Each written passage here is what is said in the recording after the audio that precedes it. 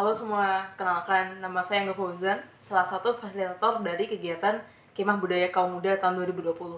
Nah, pada kesempatan kali ini kita akan bersama-sama belajar dan berbagi tentang dasar-dasar dari UX design atau user experience design. Nah, sedikit cerita, sedikit latar belakang. Saya menamatkan studi di Desain Komunikasi Visual Institut Teknologi Bandung. Lantas saya melanjutkan S2 di bidang Desain and Digital Media di Edinburgh University. Dan selain itu, ya saya pernah bekerja di startup, pemerintahan, mengerjakan berbagai macam proyek dan sebagainya. Dan pada kesempatan kali ini, kita akan sedikit membedah nih soal apa itu sih user experience design, kemudian apa aja sih syarat-syarat atau tata cara dalam membuatnya, dan bagaimana contoh-contoh itu bisa kita nikmati tiap harinya, dan bagaimana agar teman-teman nantinya bisa mengembangkan produk yang UX friendly, yang keren. Nah, langsung aja masuk ke materi pertama. Kita sering banget bertanya-tanya, apa itu user experience design gitu kan? Apa sebenarnya makna dari UX design? Apakah itu menciptakan pengalaman seperti memberikan animasi gitu kepada aplikasi kita atau website kita agar ada pengalamannya, atau seperti memberikan suara, atau sekedar apa gitu? Banyak yang bertanya-tanya. Nah, mari kita bedah dari judulnya terlebih dahulu. User experience design. User adalah pengguna, experience adalah pengalaman, desain adalah satu rancangan. Nah, oleh karena itu, user experience design adalah ada 3 hal yang benar-benar perlu kita perhatikan. Yang pertama adalah siapa penggunanya. Yang kedua adalah pengalaman seperti apa yang ingin kita bangun, apa yang dialami. Dan yang ketiga adalah bagaimana kita merancangnya, bagaimana kita menyatukan itu semua, siapa dengan penggunanya, dengan pengalamannya, dan menjadikan satu, sehingga tujuan yang diinginkan bisa tercapai. Nah, oke. Sebelumnya, saya mau ngajak teman-teman semua, kita sama-sama membayangkan suatu hari, pada suatu pagi, kita pengen, atau teman-teman pengen belanja pakaian. Kayak misalkan teman-teman ngeliat di YouTube atau lihat di Instagram, terus kemudian ngeliat, ih, bajunya bagus gitu, pakaiannya bagus, aku maulah beli kayak gitu kan. Nah, dari situ coba bayangin apa sih yang bakal kita lakukan ketika kita kepikir untuk membeli satu pakaian gitu. Mungkin ada beberapa tahap-tahap yang kita bakal alami. Yang pertama, tentu kita bakal muncul keinginan untuk membeli pakaian. Lantas yang kedua adalah kita akan datang ke mall, datang ke toko, datang ke tempat-tempat di mana banyak butik-butik pakaian di sana, sehingga kita bisa disuguhkan dengan berbagai macam pilihan. Nah, setibanya sampai sana, biasanya kita akan memilih butik-butik yang kita inginkan, atau toko-toko yang kita inginkan, atau etalase-etalase yang menarik minat kita. Katakanlah di tahap ketiga ini kita memilih butik favorit kita. Setelah datang mall, kemudian memilih butik favoritnya, lantas ke tahap terakhir, kita milih-milih bajunya dong. Kita pilih-pilih dari segi warnanya, dari segi modelnya, dari segi ukurannya, dan macam-macam, dari segi harganya juga tentunya. Nah, dari semua ini, pada akhirnya, dari perjalanan panjang tadi, dari kita punya minat, datang ke mall, milih butik, milih pakaian, dan sebagainya, kita melakukan pembayaran. Stepnya cukup panjang. Dan itulah yang kita alami ketika kita membeli satu pakaian. Itu secara offline. Coba bayangkan ketika teman-teman terpikir untuk membeli pakaian secara online. Jadi kalau tadi misalkan teman-teman langsung mengunjungi mall gitu, langsung mengunjungi butik dan sebagainya, kalau misalkan sekarang adalah lewat online, kayak misalkan lagi hujan, atau malas keluar, atau malas habis di transportasi, panas dan sebagainya, udahlah misalkan beli online aja. Nah, langkah-langkah seperti apa yang biasa kita lakukan gitu? Pertama, tentu sedikit lebih kompleks mungkin ya. Yang pertama, tentu kita akan muncul keinginan untuk membeli tadi, entah tadi lihat teman, lihat referensi, atau emang kita sengaja niat nyari, atau memang ada kebutuhan gitu ya, misalkan mau ada acara dan sebagainya, sehingga kita pengen punya pakaian. Nah, abis keinginan tadi muncul, kita biasa jadi akan mencari referensi di internet. Entah misalkan buka Google, nyari-nyari di Google, kemudian mungkin buka-buka Instagram, liatin akun-akun yang menarik tentang pakaian yang, atau misalkan teman-teman kita yang misalkan pakaiannya bagus yang bisa kita jadikan referensi dan sebagainya. Yang itu semua akan berlanjut ke tahap berikutnya. Misalkan oke nih, aku mau pakaian yang modelnya kayak gini gitu kan, aku mau yang jenisnya kayak gini. Coba deh, aku ngunjungin all shop, entah Tokopedia, entah Bukalapak, entah Shopee, entah manapun itu. Pokoknya kita langsung membuka ke all shop. Nah, abis buka di all shop kan bakal panjang lagi tuh prosesnya. Pertama, katakanlah misalkan kita belum punya akunnya, oleh karena itu kita harus bikin akun dulu, entah lewat Google, lewat sosial media, lewat nomor HP dan sebagainya. Itu yang pertama. Abis itu verifikasi.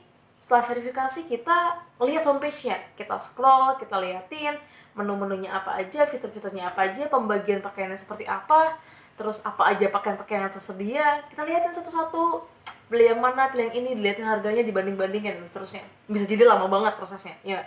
Nah, ketika udah selesai, langsung ke proses berikutnya, yakni kita pilih baju pilihan kita. Katakanlah setelah 1 jam 2 jam mencari, oke, aku mau yang kayak gini, aku mau pakaian yang ini gitu. Nah, kita udah mau pakaian yang ini, kita pilih dong bajunya. Kita pilih bajunya, udah oke harganya, udah oke modelnya, udah oke warna dan sebagainya. Kita masukkan ke keranjang.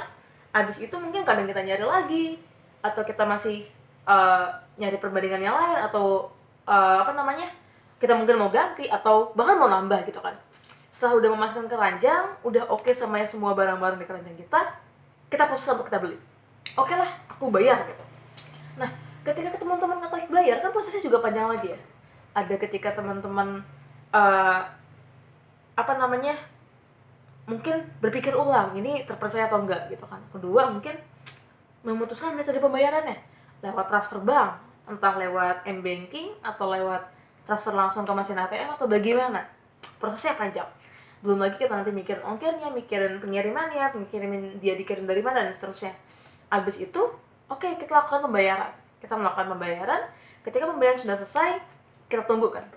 Nah, selama proses tunggu ini biasanya kita kan dapat notifikasi, misalkan barangnya sudah di package atau barangnya sudah dikirim, barangnya proses pengiriman ke sini, atau mungkin nanti suatu ketika barangnya diterima dan seterusnya. Prosesnya panjang banget ketika online. Dan semua proses ini adalah proses-proses yang benar-benar harus diperhatikan oleh seorang user experience designer gitu. Karena dia benar-benar harus memikirkan dari awal sampai akhir, si pengguna ini dari mana dia suka, dari mana dia tertarik, step by stepnya seperti apa, screen by screen yang dia bakal lewati seperti apa, dan seterusnya. Jangan sampai ada satu langkah yang malah membingungkan dia, apalagi malah ngebuat dia nggak jadi beli. Oleh karena itu, ini tugas yang nggak mudah.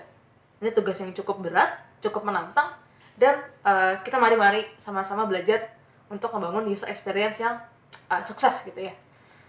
Nah, ketika teman-teman perhatikan dari success story yang pertama tadi, ketika orang berhasil membeli pakaian di mall, dan yang kedua orang berhasil ngebeli pakaian di online shop gitu, katakanlah selesai melakukan setelah selesai melakukan proses panjang tadi gitu. Kan ada 2 proses nih. Nah, dua-dua ini sebenarnya apa aja sih komponen-komponennya?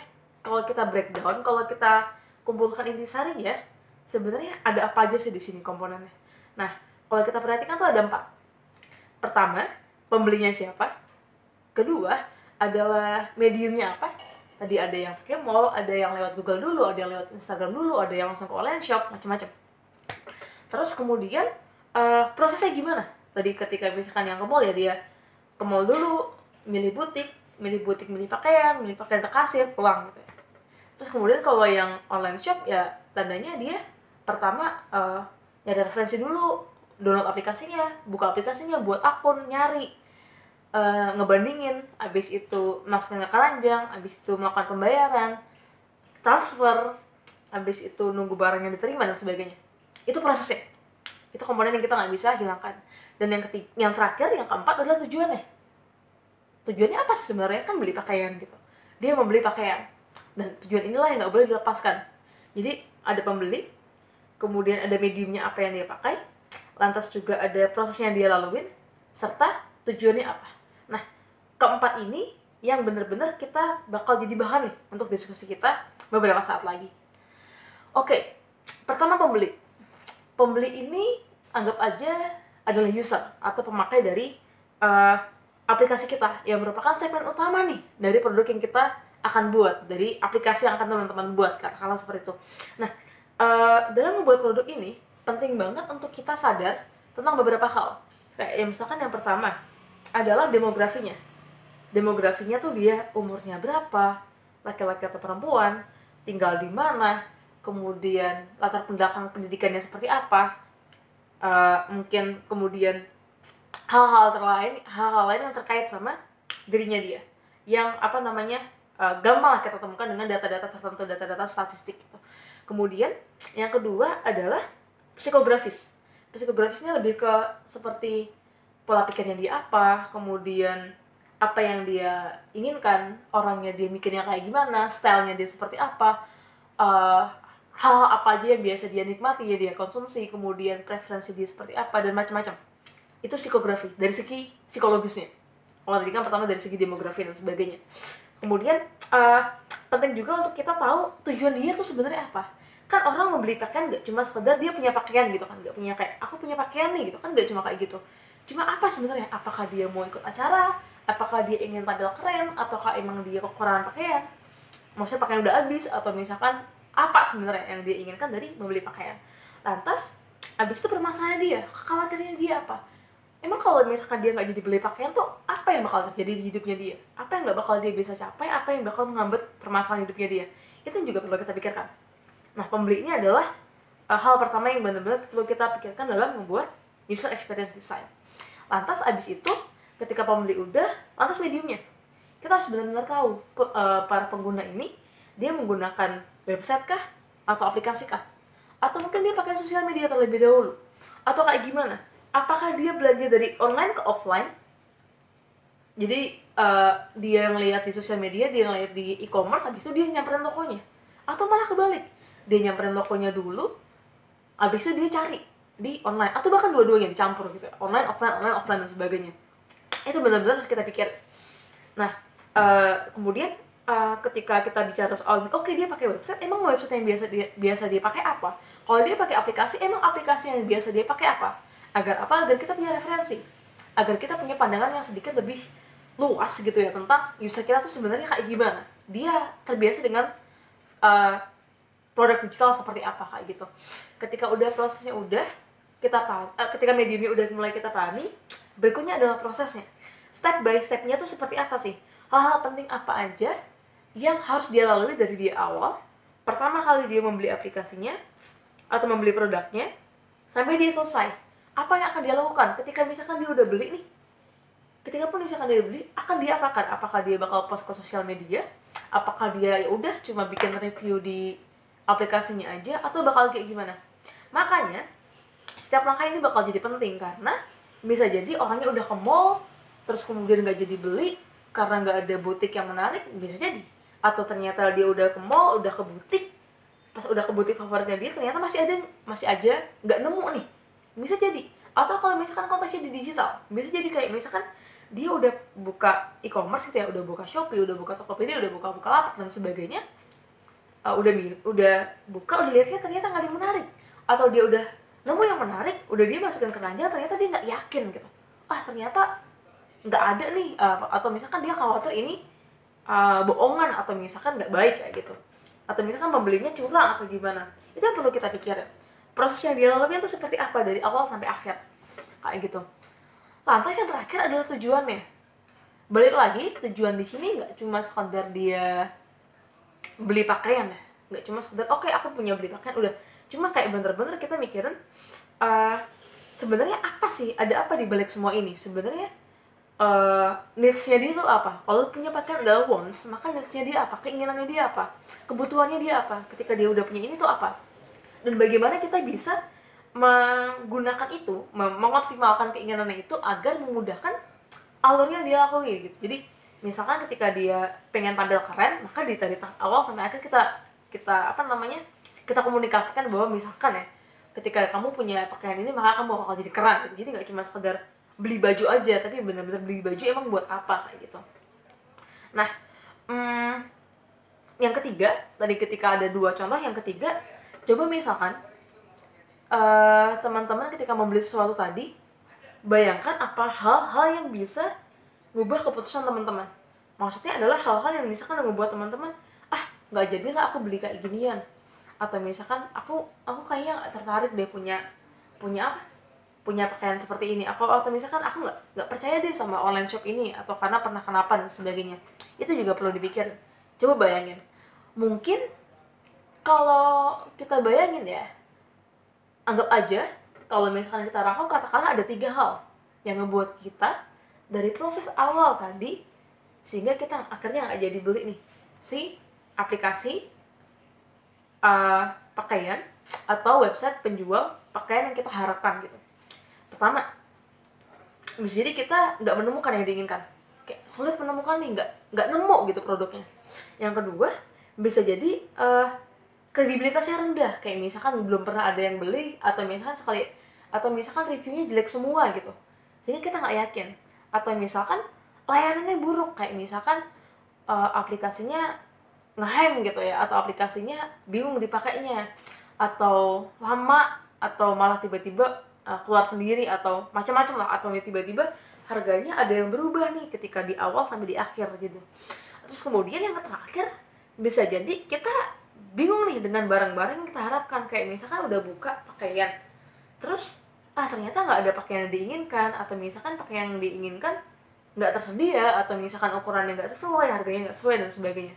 Nah, hambatan-hambatan ini juga perlu kita pikirin ya teman-teman, dalam ngebuat proses user experience design yang bagus. Nah, jadi dari diskusi awal tadi kita, dari cerita-cerita awal tadi ketika orang beli pakaian di mall, orang beli pakaian lewat aplikasi, atau misalkan hal yang ngebuat dia nggak jadi beli pakaian, kebayang nggak kayak user experience design itu sebenarnya apa? Itu sebenarnya ngebahas apa sih gitu. Nah, kalau menurut saya, user experience design adalah proses kita dalam membangun pengalaman untuk agar si pengguna itu tercapai tujuannya. Jadi kan yang dilalui kan adalah prosesnya, dari proses di awal pertama kali beli, atau pertama kali dia minat, kemudian dia berproses mencari dan sebagainya, akhirnya dia beli. Nah, user experience design itu tuh, ngebangun pengalamannya, ngebangun prosesnya, alias nuntun dengan baik agar si pengguna ini, si pembeli ini akhirnya bisa nih nemu produk yang diinginkan. Contoh lagi, misalkan teman-teman lagi traveling ke suatu tempat, terus kemudian teman-teman dapat tour guide gitu ya, ternyata tour guide-nya nggak menyenangkan, galak lah, matre, malah mintain duit terus, kemudian curang, atau malah ngebingungin, dia nggak tahu arah sama sekali, terus kemudian dia nggak tahu dia harus pergi kemana, malah dia menyesatkan kita dan sebagainya. Kan menyebalkan, kan ngebuat kita jadi nggak puas gitu dalam traveling ke tempat yang kita inginkan tadi. Coba bayangin kalau misalkan kita traveling ke satu tempat, terus tour guide-nya nyenengin, tahu tempat, terus kemudian sesuai dengan budget kita, kemudian dia ramah dan sebagainya. Itu sebenarnya kan proses user experience. Bagaimana si tour guide ini berhasil merancang pengalaman kita dari kita baru datang sampai kita selesai pulang lagi. Itu user experience design. Nah, kalau tadi misalkan kita breakdown nih, ketika tadi kesulitan tadi, saatnya kita ubah. Pertama, misalkan tadi kesulitan tentang menemukan produk yang diinginkan, jadi dia nggak menemukan nih produk yang diinginkan tadi. Solusinya apa? Mungkin kita bisa ngebuat si user ini atau pengguna ini bisa menemukan produknya dengan mudah dan efisien, jadi nggak kebanyakan layar, nggak kebanyakan proses dan sebagainya. Kemudian yang kedua, misalkan tadi proses permasalahan soal rendahnya kredibilitas, atau misalkan layanannya buruk, aplikasinya jelek, atau misalkan kasarnya nggak bagus dan seterusnya. Nah, solusinya apa? Solusinya adalah kita ngebangun pengalaman yang ngebuat user itu atau pengguna itu merasa percaya dan tertarik hatinya gitu, sehingga mereka nyaman pakai aplikasi kita. Itu yang kedua. Ketiga, permasalahan tentang ketersediaan. Misalkan tadi nggak ada barangnya gitu kan, nggak ada sesuai yang diinginkan. Nah, mungkin kita bisa dengan memberikan rekomendasi produk lain. Jadi nggak tiba-tiba kalau misalkan dia buka aplikasi gitu ya, nyari pakaian ternyata nggak nemu, habis itu udah ditinggalin aja. Kalau misalkan dia pergi, udah biar pergi. Enggak.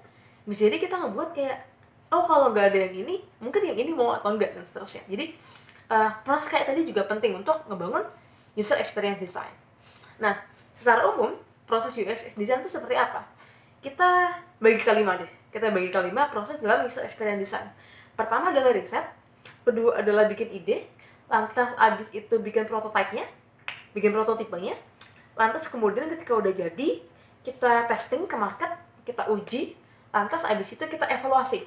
Kita evaluasi untuk kita balik lagi ke awal, di riset lagi dan seterusnya. Oke, kita bahas satu persatu. Yang pertama adalah riset.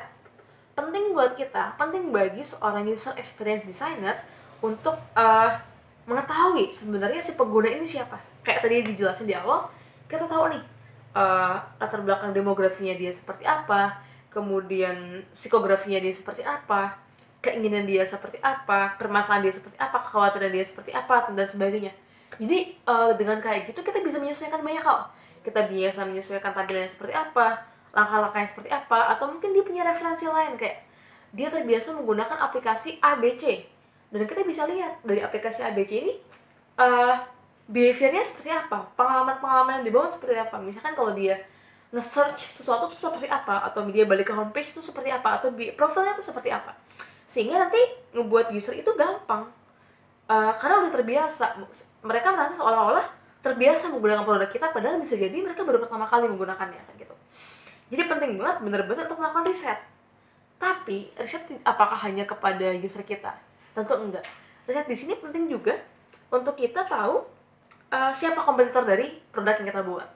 Nah, kompetitor ini secara umum sebenarnya dibagi 3. Cuma dalam konteks kali ini kita bagi 2 dulu aja. Pertama adalah yang direct, kedua adalah indirect. Jadi direct itu apa? Misalkan Shopee gitu ya. Shopee itu kompetitor directnya siapa? Bukalapak, Tokopedia gitu ya. Terus kemudian mungkin Bilibili gitu. Nah, kemudian indirectnya itu siapa? Indirect itu adalah kompetitor yang lain yang mungkin secara market mungkin sama gitu ya. Cuma produknya berbeda. Katakanlah bisa jadi adalah Gojek, bisa jadi adalah Traveloka, bisa macam-macam, tergantung. Jadi anggap aja misalkan kalau dia menggunakan aplikasi kita, dia harus bayar 100.000. Nah, uang 100.000 ini bagi dia bisa dipakai kemana aja sih gitu. Misalkan bisa dipakai buat beli film, nonton film, bisa buat jalan-jalan atau buat jajan dan sebagainya. Nah, kan pilihannya jadi banyak. Misalkan tadi kita 100.000 ini kita tawarin untuk membeli batik dari kita, kan sebenarnya yang jadi lawan kita bukanlah cuma penjual batik aja, tapi juga pihak-pihak lain yang juga menjual produk tertentu dengan harga yang kurang lebih sama dan marketnya sama gitu. Katakanlah si orang A ini suka nonton film dan suka baju batik. Nah, ketika kita adalah pedagang batik dengan harga 100.000, nah kan dia punya 2 pilihan nih. 100.000 ini mau dia pakai untuk beli batik atau nonton film misalkan. Kan jadi sebenarnya saingan kita nggak cuma si pedagang batik aja gitu, tapi juga bahkan pemilik bioskop atau pembuat film juga jadi saingan kita secara tidak langsung gitu kan. Penjual tiket jadi saingan kita secara tidak langsung. Nah, riset-riset ini yang perlu kita pikirkan. Bagaimana mereka membuat aplikasinya, bagaimana mereka membangun experience desainnya dan seterusnya. Itu penting banget buat dipikirkan. Nah, riset di sini tadi udah aku jelaskan sedikit. Jadi ada demografinya, ada psikografinya, ada tujuannya dia apa, motivasinya dia apa, kayak dia punya pakaian buat apa yang memotivasi dia, latar belakangnya apa, abis itu kekhawatiran dia seperti apa yang bakal dia bikin khawatir kalau dia nggak punya. Kayak misalkan, oh nanti aku takut nggak bisa pede nih kalau misalkan lagi keluar gitu, atau misalkan aku besok nggak bisa kemana karena nggak punya dress code yang sesuai atau macam-macam. Jadi riset ini benar-benar kita harus benar-benar meriset personifikasinya dari pengguna kita. Nah, selain itu tadi juga lingkungan nih. Tadi seperti aku udah singgung di awal, baik kompetitor langsung, kompetitor yang nggak langsung, bahkan juga ke tren pasar gitu. Contoh, misalkan kita bisnisnya adalah tadi misalkan batik gitu ya. Tren pasar dari batik itu seperti apa? Apakah cuma sekedar batik tulis dengan batik cap? Kan nggak juga. Tapi benar-benar banyak, kayak misalkan fashion trendnya seperti apa, kemudian bisnis industri kreatif seperti apa dan sebagainya. Lantas yang terakhir juga perkembangan bisnis, kayak seberapa menjanjikan atau seberapa besar bisnis ini bakal terus berkembang. Dan itulah yang nanti bakal nentuin nih experience design kita bakal bisa kita eksplorasi sejauh apa. Contohnya misalkan perkembangan kita, trennya kita batik ini katakanlah ya makin menyasar kalangan orang tua misalkan. Tentu experience design kita atau nanti pengalaman pengguna di aplikasi kita kita buat lebih sederhana lagi. Kenapa? Karena trennya nanti yang pakai adalah orang-orang yang udah tua gitu kan. Nah, hal ini yang perlu kita pikirin. Jadi benar-benar riset ini baik dari segi personifikasi pengguna maupun lingkungan harus benar-benar kita lakukan dengan seksama. Nah, terakhir soal riset, secara umum ya dibagi dua ya. Ada yang riset yang kualitatif, ada kuantitatif. Riset kualitatif jadinya kita mungkin dengan lebih sedikit pengguna, bertemu langsung, wawancara, FGD dan sebagainya. Kalau metode yang kuantitatif, bisa jadi kita nyebar formulir, snowball, macam-macam. Hal-hal kayak gini bisa kita lakukan untuk tahu nih nanti si pengguna kita pemikirannya kayak gimana, behaviornya seperti apa dan seterusnya. Habis itu ketika kita udah melakukan riset nih pengguna kita dan seterusnya, personifikasinya, lingkungan dan seterusnya, baru kita masuk ke tahap ide. Tahap ide ini bahasnya soal kayak misalkan kita mau bikin aplikasi. Oh ternyata ketika tadi kita mau bikin batik, pembeli batik ini lebih suka ngelihat fotonya atau ya foto produknya, nggak cuma kayak batik dilihat abis itu difoto gitu, tapi ada orangnya dan sebagainya. Itu juga experience sebenarnya. Atau misalkan secara riset pengguna kita lebih suka langsung beli, nggak usah dimasukin keranjang karena masukin keranjang ribet, misalkan kayak gitu. Ya kalau kayak gitu sehingga ketika kita nanti ngebuat experience ya nggak usah pakai keranjang, misalkan kita coba dulu ke market. Atau misalkan si pengguna kita merasa nggak perlu pakai profil lah, aku cuma tujuan aku masuk beli bayar udah gitu. Ya udah kalau kayak gitu nanti mungkin kita nggak perlu bikin halaman profil terlebih dahulu dan sebagainya. Jadi ide-ide ini perlu kita kumpulin. Kita udah riset, kita brainstorming, kita kumpulin ide-idenya, apa yang sesuai, apa yang nggak sesuai, sehingga nanti bisa masuk ke market kita, masuk ke pengguna kita dengan lebih baik. Jadi kita kayak nggak sibuk sendiri bikin solusi, sementara ternyata pengguna kita nggak ingin gitu terhadap solusi yang kita tawarkan. Nah, dalam membuat ide itu ada yang istilah yang dikenal dengan namanya double diamond. Double diamond ini adalah salah satu metode berpikir atau framework berpikir tentang bagaimana sih kita menyusun gagasan dari ide kita. Itu secara umum dibagi jadi dua bagian. Yang pertama adalah melebar, yang kedua adalah mengerucut gitu. Jadi antara mengerucut dengan menyempit, mengerucut dan menyempit. Itu maksudnya kayak gimana? Pertama kita mulai dari melebar. Jadi melebar itu fokusnya kita untuk menemukan terlebih dahulu, nemuin ide sebanyak mungkin, brainstorming sebanyak mungkin. Semua ide nggak ada yang dibuat terlebih dahulu. Semua orang boleh bersuara, semua orang boleh bilang kayaknya kita butuh ini, kayaknya habis halaman ini kita nanti butuh ini, kayaknya langkah-langkahnya pertama dia kayak gini, habis itu kayak gini dan seterusnya dan sebagainya. Itu di tahap awal menemukan, kita nemuin dulu idenya dengan pendekatan melebar. Jadi bener-bener terbuka mungkin gitu kan. Habis itu udah melebar nih, habis itu kita tutup lagi, kita persempit, ya ini menentukan. Ini dari ide yang udah ada kita tentuin, oh ternyata voting nih misalkan, aku nggak suka yang nomor 1 sama 2, aku sukanya 3 sama 4 misalkan, ya nggak masalah gitu. Jadi makanya penting buat kita untuk punya gagasan yang banyak sehingga kita bisa lebih enak menseleksinya. Nah abis udah kelar, kita buka lagi dalam artian kita kembangkan gitu. Nih idenya udah fix nih, kita udah menentukan si A gitu ya, kita udah tentukan si A. Abis itu kita kembangkan si A ini, kita bikin ini produk, kita coba bikin desainnya, kita bikin coret-coretannya, kita bikin sketsa dan sebagainya. Nah abis itu ketika udah nih kan udah melebar, kalau udah bikin semuanya, abis itu tinggal kita sajikan dalam artian kita tunjukkan kepada publik, kita tunjukkan kepada audiens kita untuk minta pendapat, kurang lebih kayak gitu. Nah ketika udah nih tadi secara umum, tujuan awalnya yang kita harapkan adalah kita bisa ngebuat user journey yang tepat. User journey itu di sini dalam artian adalah langkah-langkah yang akan dilalui atau akan dilakukan oleh si pengguna kita. Jadi kayak misalkan tadi di awal dia login dulu, atau misalkan dia bikin akun dulu, entah via email, entah via sosial media, entah via nomor HP gitu kan. Itu pertama. Terus kemudian ketika udah dapat verifikasi, ketika dapat verifikasi udah nanti dia masuk ke halaman pertama, apakah dia bikin profil dulu atau gimana. Ketika udah, apakah dia langsung ditawarin dengan berbagai macam produk yang udah ada, atau misalkan dia langsung bisa milih gitu, langsung bisa milih sendiri, eksplorasi sendiri. Apakah nanti bentukannya adalah dia diberi berbagai macam segmen, atau kayak misalkan pakaian apa namanya, pakaian hangat, pakaian dingin dan sebagainya dan seterusnya, atau pakaian main, pakaian casual, pakaian formal dan sebagainya. Itu mau kayak gimana, itu pembagiannya seperti apa. Ketika udah nanti mereka milih, masukkan ke keranjang.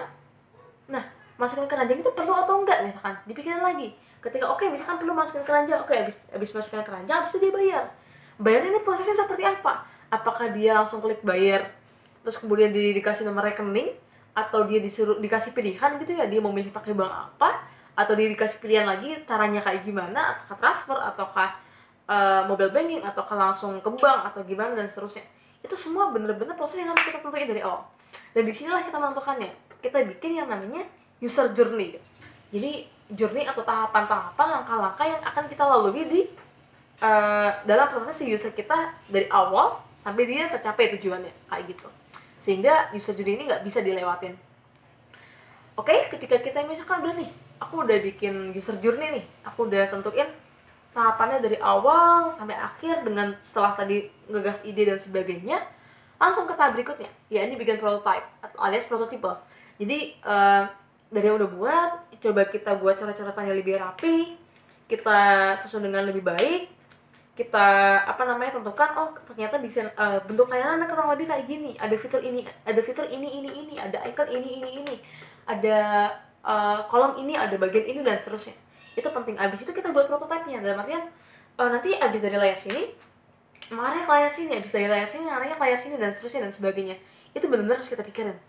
Nah, dalam membuat prototipe yang baik itu, atau desain yang baik, atau sketsa yang baik, itu ada framework atau pola kerja yang bisa kita pakai. Nah, yang bisa kita pakai salah satunya adalah 8 lipat. Nah, jadi formula 8 lipat ini populer dari salah satu strategi namanya Google Sprint Design. Teman-teman bisa cari Google Sprint Design. Jadi caranya simple. Teman-teman pakai kertas HVS nih ya. Ini kertas HVS. Kertas HVS habis itu teman-teman lipat jadi 8. Teman-teman lipat jadi 8, dilipat, nanti setiap lipatannya teman-teman buat cara-caranya satu persatu. Kayak misalkan di yang lipatan pertama, kira-kira halaman awalnya atau landing page-nya ataupun home page-nya kira-kira seperti ini bentukannya. Terus bikin lagi referensi di lipatan kedua, bikin lagi referensi sampai 8 kali referensi. Jadi biar apa? Biar kita enggak terlalu strict atau terpaku pada ide pertama kita. Jadi benar-benar ngebuat kita terbiasa untuk meriset, menggagas ulang, kemudian mencari ide-ide yang terbaik dan sebagainya. Jadi nggak tiba-tiba oke, aku mau yang ini kayak gitu, enggak. Jadi benar prosesnya panjang. Ketika udah dapat 8 nih lipatan nih, nah teman-teman bisa voting itu kepada timnya teman-teman. Jadi oke deh, aku vote gitu ya, aku pilih, aku vote, teman-teman yang lain juga nge-vote. Oke, ternyata untuk homepage aku suka yang nomor 7 nih, atau misalkan untuk yang bagian profil aku suka nomor 3, untuk bagian pembelian aku suka yang nomor 5 dan sebagainya dan seterusnya. Nah, kayak gini kan jadi enak, kayak punya banyak referensi, kemudian dapat yang terbaik, kemudian lebih demokratis dan sebagainya. Jadi teman-teman bisa melakukan ini dengan teman kalian gitu, dengan tim kalian untuk membuat aplikasi. Nah, ketika udah untuk ini setiap layar-layarnya tadi, setiap sketsa-sketsa layarnya tadi, teman-teman bisa lanjut nih dalam pembuatan wireframe. Jadi pembuatan wireframe ini jadi screen-nya tadi, desain layarnya tadi dibuat ulang, dirapiin ulang, habis itu disusun dengan rapi, step by step-nya, langkah demi langkahnya, untuk memastikan bahwa yang teman-teman buat itu benar-benar sesuai dengan yang diharapkan oleh pengguna teman-teman. Jadi jangan sampai nanti khawatirnya udah capek-capek dibuat gitu ya, ternyata ada step yang kurang, atau ada langkah yang kurang, atau ada langkah yang ternyata bisa diefisiensi. Nanti bakal kebayang biasanya. Jadi kayak katakanlah awalnya nih aku bikin 5 langkah nih gitu, bikin 5 langkah. Langkah pertama langkah kedua dia bikin profil, langkah ketiga dia edit profil, langkah keempat dia ganti foto, langkah kelima apa. Dan 5-5-nya ini misalkan ditaruh di layar yang berbeda gitu, ditaruh di screen yang berbeda. Terus teman-teman akhirnya mikir, ternyata dari 5 ini bisa disederhanakan kok gitu. Bisa disederhanakan jadi cuma 2 screen atau 3 screen gitu.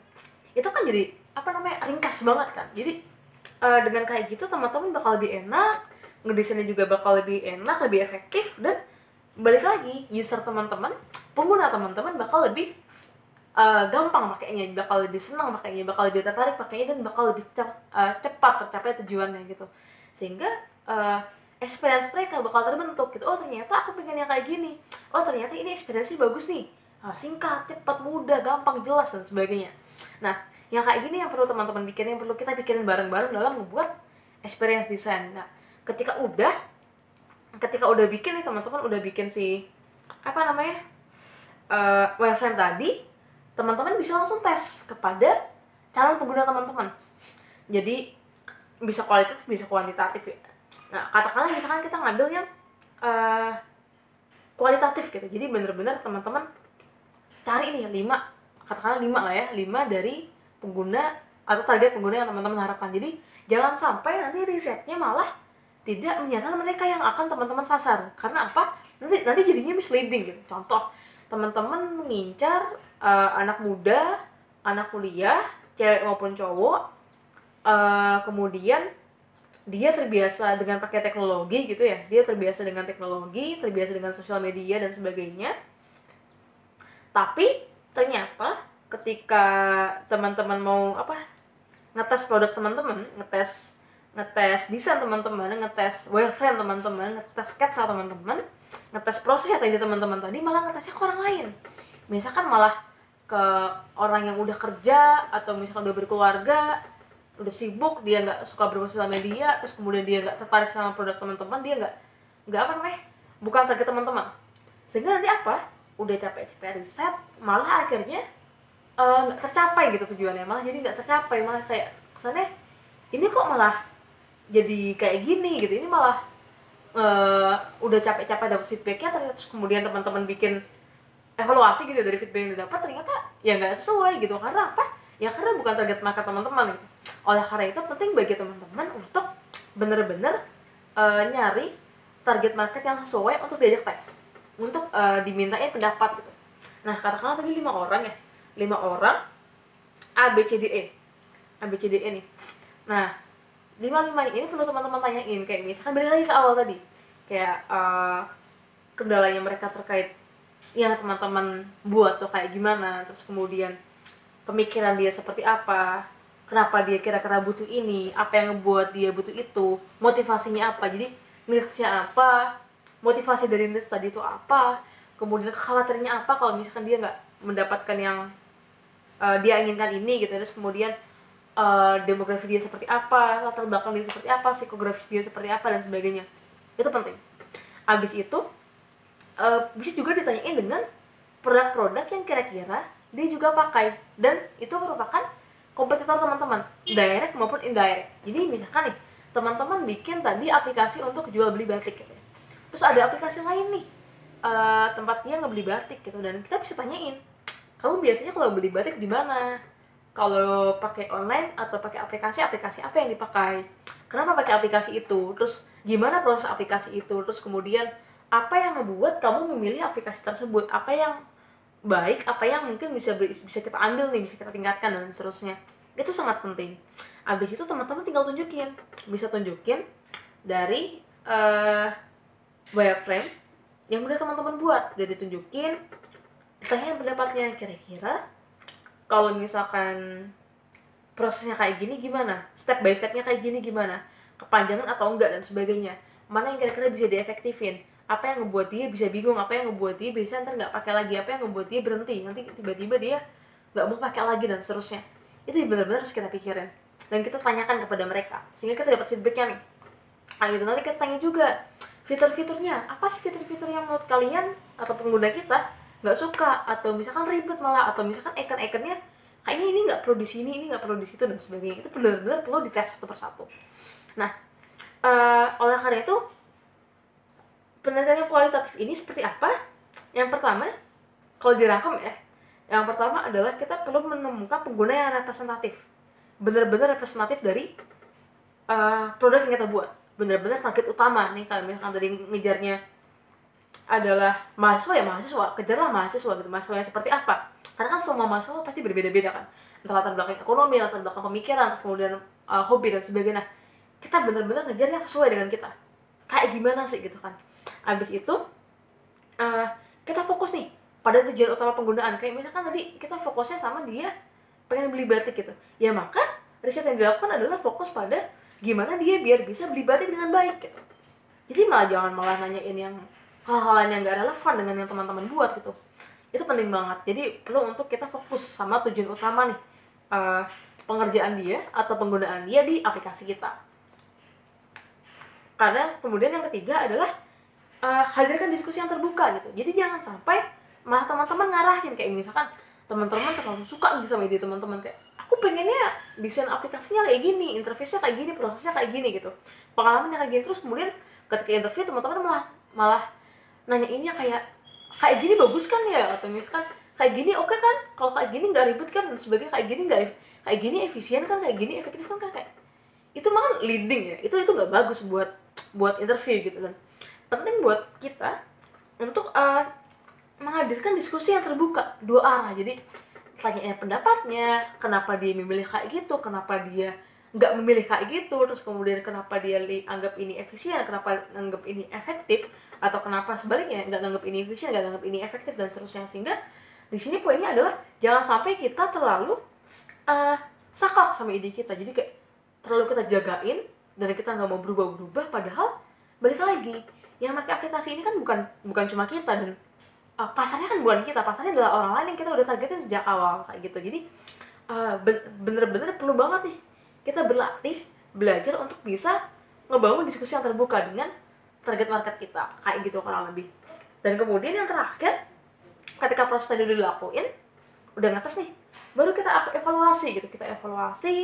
Kita bahas lagi dari awal sama tim kita, prosesnya kayak gimana, tujuannya tercapai atau enggak, kemudian kayak perilakunya dia seperti apa, behaviornya seperti apa, tadi mana yang lebih bisa diringkas, mana yang bahkan perlu diperpanjang mungkin, atau mana yang perlu diperjelas, mana fitur-fitur yang dibutuhkan, mana fitur-fitur yang nggak dibutuhkan, atau mungkin letak button yang nggak sesuai, atau letak komposisi yang kurang menarik, atau komposisi yang membingungkan, dan sebagainya.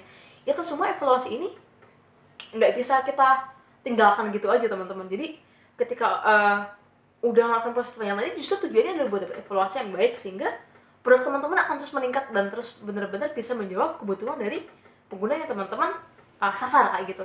Nah, makanya tahap evaluasi ini jangan sampai kita kayak malah jadi denial gitu, malah jadi kayak ngelindungin produk kita. Kayak misalkan kita tadi mikirnya 5 langkah, tapi bagi user kita kebanyakan, harusnya bisa disingkat jadi 2 langkah gitu kan.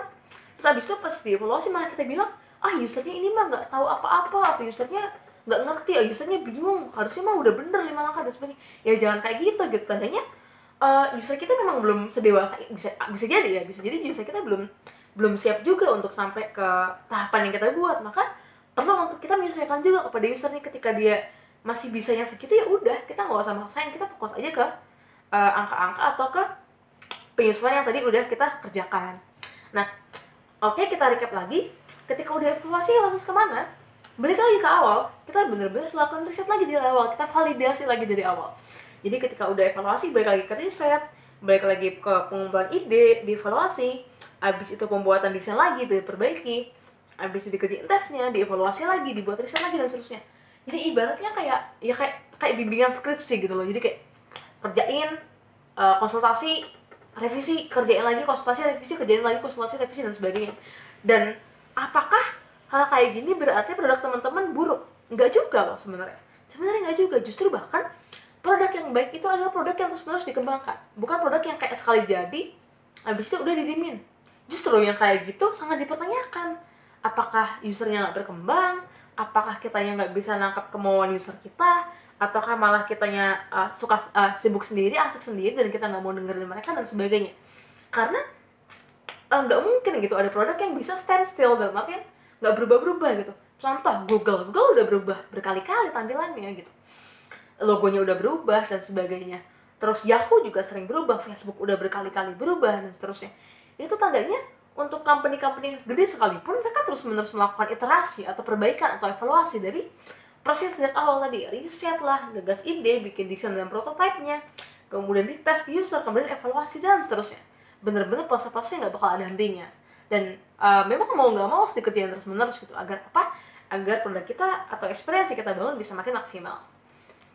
Oke, sekarang kita masuk ke kesimpulan. Kesimpulan dari yang tadi kita kerjain nih. Kesimpulan dari yang kita udah bahas dari awal banget, kita bikin contoh sampai udah selesai gitu ya. Pertama, penting bagi kita untuk mengenali pengguna kita siapa, kompetitor kita siapa, baik langsung maupun nggak langsung. Terus kemudian pasar kita siapa dan tren kita bagaimana. Abis itu penting juga buat kita untuk ngumpulin nih dan menguji gagasan kita secara terus menerus. Brainstorming sebaik mungkin, abis itu diuji. Brainstorming uji, brainstorming uji, brainstorming pilih, kerjain uji, brainstorming pilih, kerjain uji. Udah gitu terus menerus, biar apa, biar terus berkembang. Lantas abis itu yang paling penting lagi adalah fokus sama kebutuhan pengguna kita di aplikasi kita tuh sebenarnya kenapain sih dia pakai aplikasi kita, apa alasannya, bahkan dia mau rela ngeluarin sebagian uangnya, mungkin sebagian uang jajannya atau sebagian uang tabungannya untuk mau menggunakan aplikasi kita. Sebenarnya ada apa? Pastinya nggak cuma sekedar menjawab kebutuhan yang uang tadi ya, kayak cuma pengen sekedar beli pakaian atau pengen sekedar beli apa, enggak. Pasti ada sesuatu yang di belakang itu. Apa sebenarnya kebutuhannya dan apa yang memotivasi kebutuhan tersebut, dan itu benar-benar harus kita pikirin baik-baik. Lantas habis itu yang terakhir adalah jangan sampai kita lupa untuk terus-menerus cari referensi dan belajar. Cari referensi aplikasi-aplikasi yang terkait, mau dari kompetitor kita, mau yang nggak kompetitor kita sekalipun. Kita harus benar-benar cari referensi baik mungkin. Agar apa? Agar kita terus belajar, agar kita terus berkembang, agar kita tahu nih, oh trennya kayak gini, perkembangannya kayak gini, dan seterusnya. Oke? Paling gitu dulu aja. Nanti ke depan kita bakal diskusi lebih lanjut di pelatihan KBKM 2020. Terima kasih, sampai jumpa.